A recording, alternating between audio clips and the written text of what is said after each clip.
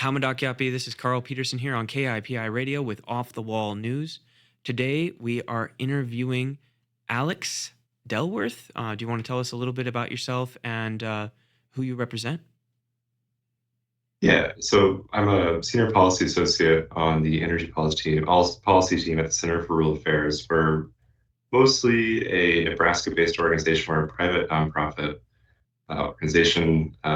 We've been doing policy work here in Iowa, and I'm located in Iowa for about 15 years now. Then the center has been active in Nebraska. We just had our 50-year anniversary doing covering a broad scope, I think, of issues. I serve on our policy team, but broadly, the center also does small business lending and farming community work throughout Nebraska, and it's sort of started to extend into Iowa a little bit with farming community work, and then we have policy. Our policy director is located in South Dakota. Has been doing policy work in South Dakota for the past 5 or 6 years, and then we've been active.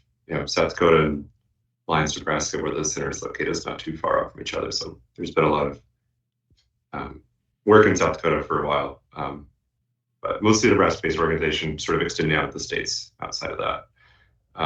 I personally work on our energy team, and as an energy team, we try to create and deliver sort of neutral, fact-based resources to counties and state officials to assist local decision makers with county level siting and zoning for wind, solar, and battery energy storage. So, yeah, the reason I'm here today, as we'll mention, is to talk about these.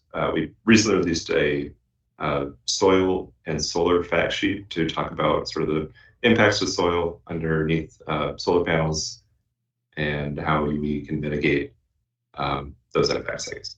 Awesome.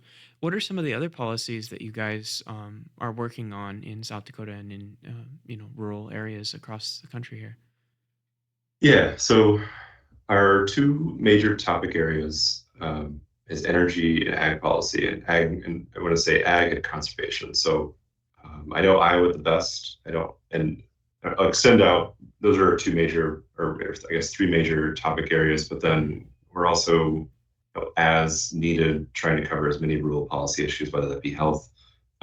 We were leading the sponsorship of a bill in Nebraska to basically help out meatpacking plants. So anything, especially after COVID, there was a lot of meat lockers, and so anything that's presenting, I think, rural people with issues, I guess, is something we're willing to go after and try and change at a state level. Yeah, it really seems like in the rural areas, everything comes back to the ag economy and now the energy economy. Really everything is so tangled together, right? It's like we talk about mental health. Well, who has a lot of issues with mental health? Farmers, right? And um, all of these issues, especially senior care. And it's very interesting how they intertwine, and it's cool to know there's somebody out there looking into that. So yeah, today in particular, we're looking at the soil health and soil development. This is soil health and solar development, something that really leaped out to us here at KIPI. We're working with the tribe to develop, a solar farm to power the radio station, and one of the things we pride ourselves in is having, a very large undisturbed prairie across the Cheyenne River Reservation, and how we can continue to foster that at the same time building the tribe's energy independence and getting off of fossil fuels. Um, it seems like that's an issue that a lot of people run into is that um, like solar and wind, they have their own economic or environmental impacts. Um, and weighing those against, is it worth staying on coal and gas, or is it worth going to solar and wind? Or are the environmental impacts that they pose, um, almost as bad in some ways? Is a lot of what we hear. Can you kind of, dispel this? I know you probably have enough facts to tell us that that's not quite how it works, right? Oh man, yeah, I mean, this is a really big, broad topic.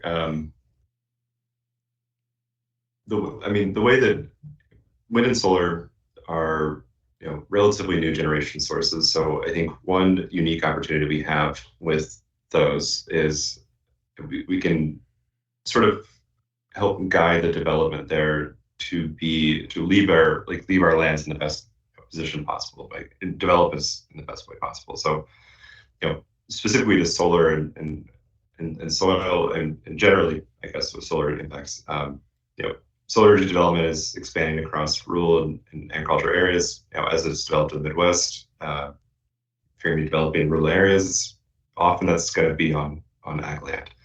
And so we have kind of a unique opportunity, and especially with soil health, we have a unique opportunity to improve soil health, or at least protect or preserve, as we develop solar on this land and then try to mitigate that as much as possible. But um, yeah, it's a very large topic.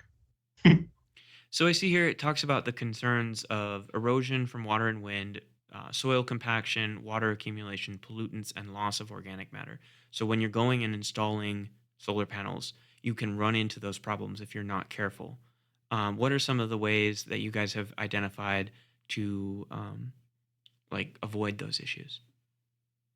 Yeah, so the really big the first step in this is trying to do low impact construction. So you talked about the solar farm, or at least that you guys are trying to develop with radio uh, to power the radio station. You're trying to minimize your impact by simply piling in the stakes and putting on top and not clearing too much, as trying to clear as little topsoil as possible. So that's Hmm. that's the first step is trying to leave, avoid grading, stripping topsoil, instead follow the land's sort of natural contours and leave vegetation intact, where possible. And you've Obviously, you got can't do that. panels high enough off the ground then that like animals could graze underneath, that sort of thing. That's some of Yeah, like yeah, they talk about agrovolitics. Could you tell us what that means? yeah. So yeah, there's a lot of different words for this kind of topic. So agrivoltaics, agri-solar, often sometimes referred to as dual use.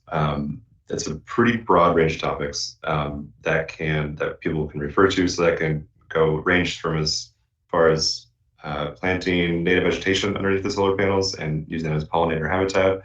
And some people, are putting beehives kind of in the corners and using that as like their pollinator space. And then that can range as far as to from grazing livestock, like you mentioned, or even growing crops underneath. We have in Iowa, we have a test plot with Iowa State University that they're doing research on how much they're basically growing crops and different horticulture type crops underneath solar panels and determining the impact, I guess, to the growth of those exactly. That's really interesting. I have heard of some of their work showing early signs that you can actually get more growth under solar panels than maybe just out in a random field, and that's really exciting. Of course, we'll need to see more research before it gets implemented widely, but it's really a zone that seems to be evolving very quickly right now, where people are, solar panels are becoming more and more common, and so these types of questions are coming up more and more often. Yeah, and I'll especially mention when you're talking about these utility scale, really large solar farms, it's more difficult to work with those larger developers to set up sort of these dual use, especially with the grazing and uh, growing crops underneath. But when you're dealing with smaller projects, you have a local owner or something, there's a little bit more self rigidity, I guess, in how that site is operated. And so you have more opportunity there. So I've often seen solar grazing, there's solar grazing happening at two of the solar farm, one or two of the solar farms at Ames that are just municipal kind of utility managing. And I've also seen that in southeast Iowa as well, where it was somebody local who had sheep that needed to be grazed and she needed pasture and she was fresh out of university. And it basically provided a really cool concept of grazing and allowing uh, farmers to graze underneath these solar panels. Is access to land is so important for beginning farmers, and so this is a really great opportunity to get access to pasture for beginning farmers. That's just something really cool about development of solar, especially at kind of the smaller scale. Interesting. Well, thank you for your time today, Alex. Is there anything you would like to leave us with? Um, Yeah, so just I think the key issue to kind of remember as we leave is just, as solar's developed, we can do our best to kind of keep construction impact low. I think one of the major things to remember is that soil health can coexist with solar development. And then finally, uh, you know, dual use solar can help kind of keep land and agricultural use and protect and enhance soil health. And so those are my takeaways personally. Thank you again. This has been Alex Denworth from the Solar Clean Energy Policy Division of the Center for Rural Affairs. Thank you again for your time. And it's Carl Peterson signing off, KIPI Radio.